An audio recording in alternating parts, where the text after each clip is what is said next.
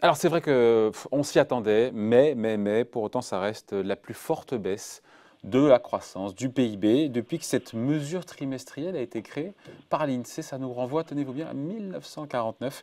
Donc on l'a appris ce matin, le PIB français s'est écroulé de 5,8% au premier trimestre. Bonjour Marc. Bonjour David. Marc Vigneault, journaliste au Point. Je ne veux pas non plus dramatiser, mais le mot écroulement, il est approprié quand même, non? Ah bah là, oui, pendant la période de confinement, hein, le but ça a été de mettre l'économie sous cocon pour éviter que les gens entrent en contact les uns avec les autres. Donc l'INSEE estime que l'activité s'effondre à chaque jour de confinement de 35%. Donc le chiffre du premier trimestre reflète un confinement qui a démarré mi-mars et donc qui a été très très impacté, alors un petit peu avant mi-mai, avant le début du confinement évidemment, puisqu'il y avait des peurs que le confinement arrive en France, que le virus se répande en France, mais à partir de mi-mars, ce confinement a joué à plein et donc le PIB s'est effondré et sur le mois d'avril, qui est un mois de confinement total, on devrait avoir un chiffre bien plus important encore. Marc, moi ce que je trouve assez dingue et violent, c'est que, vous l'avez dit, le confinement il a démarré mi-mars, même s'il y a eu un peu d'anticipation avant. L'économie s'est mise en mode pause, on va dire 15 jours, et avec 2 semaines sur le premier trimestre, on a quasiment moins 6% de croissance. Sur un trimestre, pardon, c'est 12 semaines. Sur 12 semaines, on a 2 semaines en mode pause et ça nous fait du moins 6. Je trouve ça une violence rare pour 15 jours sur un trimestre. C'est une extrême violence parce qu'on voit que dans le secteur privé, les estimations de l'INSEE à partir de tout un tas d'indicateurs, les paiements par carte bleue, la consommation d'électricité, les transports qui roulent, notamment les trains, etc., ils arrivent à une estimation de baisse de production de 42% quasiment du secteur privé. Par rapport à une journée normale, le secteur privé produirait 42% de moins que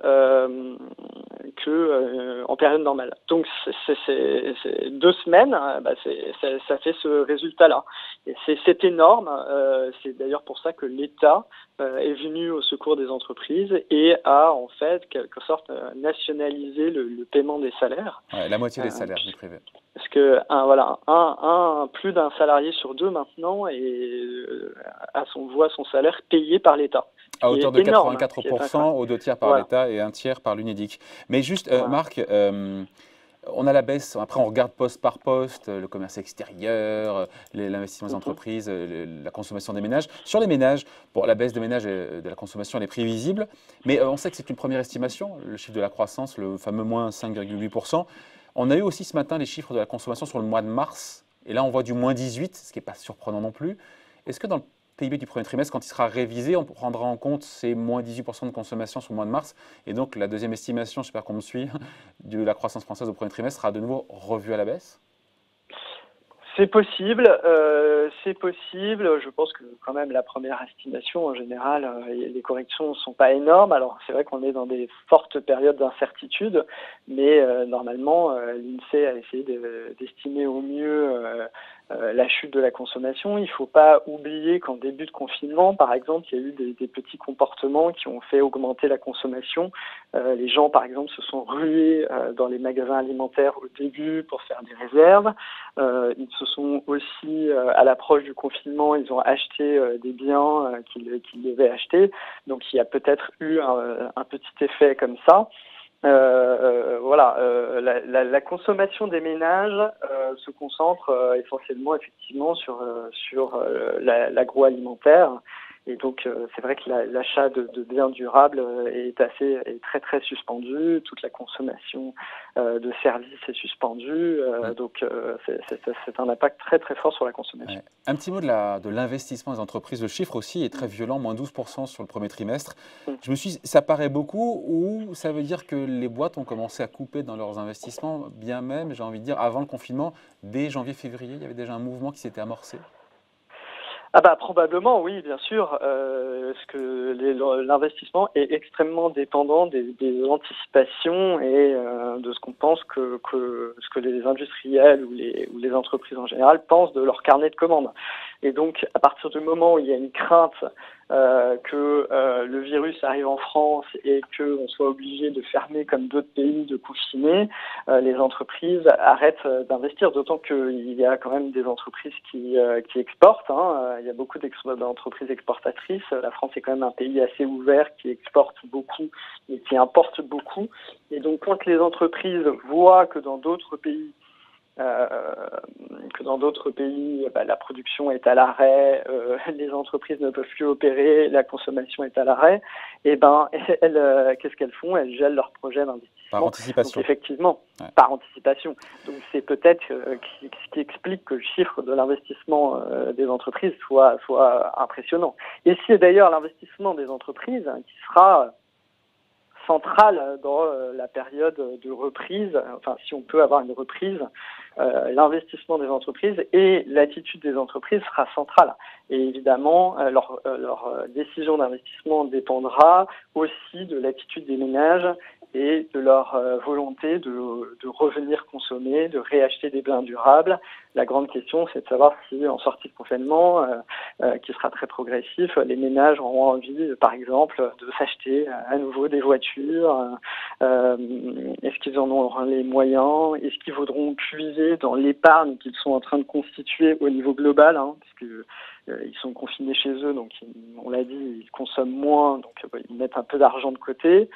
En tout cas ceux qui ont un emploi stable ou qui ont été pris dans les filets de sécurité mis en place par l'État. Et toute la question est de savoir si cette épargne va être libérée pour consommer davantage. Et donc, ça déterminera probablement aussi le comportement de l'investissement des entreprises qui est extrêmement important pour la dynamique de croissance. Comportement de l'investissement des entreprises, mais aussi comportement des entreprises qui n'auront pas le choix, qui feront faillite. Il y a Bruno Le Maire, pardon, c'est un petit pas de côté, mais c'est important, qui disait que les faillites d'entreprises pourraient se multiplier à la sortie du confinement, surtout à partir du mois de septembre, parce que c'était au moment du redémarrage, nous dit-il, que les trésoreries seront de nouveau en forte tension, ce qui ne paraît pas évident pour le commun des mortels.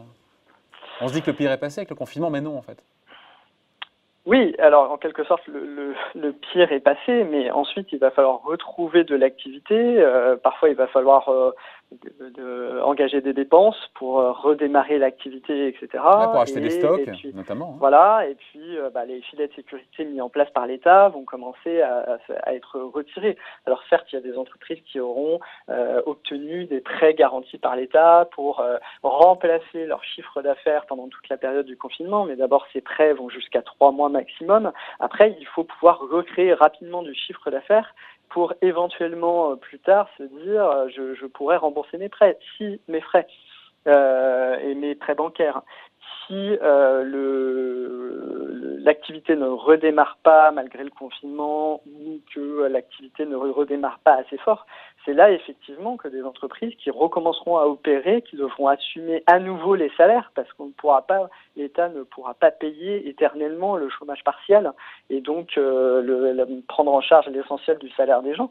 Donc ça, c'est à ce moment-là que certaines entreprises vont pouvoir mesurer à quel point elles ont été fragilisées par la période du confinement, mais ça se matérialisera un peu plus tard. À ceux qui se disent que les moins 6% de croissance, de décroissance au premier trimestre, c'est absolument atroce, ce qui est terrible, c'est que le deuxième trimestre sera encore pire.